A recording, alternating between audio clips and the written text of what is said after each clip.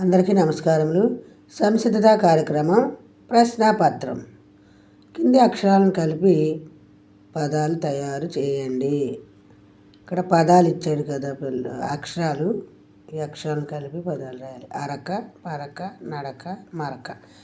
ఖాళీల గడులలో సరైన అక్షరాలను రాయండి. ఇక్కడ గుణింత అక్షరాలతో మనం పదాలు పూరించాలి. నేరేడు, బెండకాయ, గ్రంథాలయం, తరగతి. కింది గడులలోని అక్షరాలతో పదాలు తయారు చేయండి. చూడండి. ఆమని, నిచ్చెన, ఆకాశం, ముగ్గు. ఈ విధంగా వీలైన పదాలు తయారు చేయొచ్చు పిల్లలు. కింది పేరా చదివి జవాబులు రాయండి. సూర్యుడు ప్రతిదినం తూర్పున ఉదయిస్తాడు, పడమర అస్తమిస్తాడు. సూర్యుని వేడికి సముద్రాలలో నీరు ఆవిరై మేఘాలుగా ఏర్పడతాయి. మేఘాలు చల్లబడి వర్షం కురుస్తుంది. చెరువులు నిండితే రైతులు పంటలు పండిస్తారు. పంటలు పండితే ప్రజలకు తిండి దొరుకుతుంది. పేరా ఈ విధంగా చదివి ప్రశ్నలు ఇచ్చాడు. చూడండి. సూర్యుడు ఏ దిక్కున ఉదయిస్తాడు? సూర్యుడు తూర్పు దిక్కున ఉదయిస్తాడు అని జవాబు రాయాలి పిల్లలు. మేఘాలు ఎలా ఏర్పడతాయి?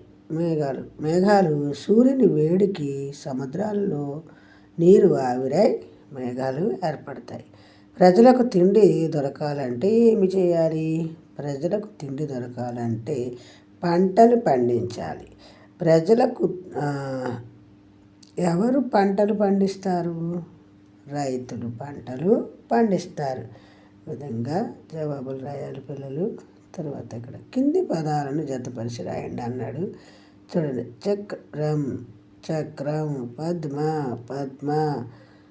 విద్య, వర్ణము. ఈ విధంగా సంయుక్తాక్షర పదాలు జతపరిచి రాయాలి. ఈ విధంగా చక్రం, పద్మ, విద్య, వర్ణము.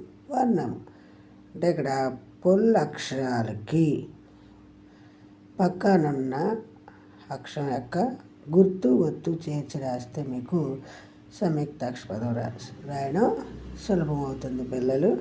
దాన్ని మీరు గమనిస్తే ఏ పదాన్నైనా సులభంగా రాయవచ్చు.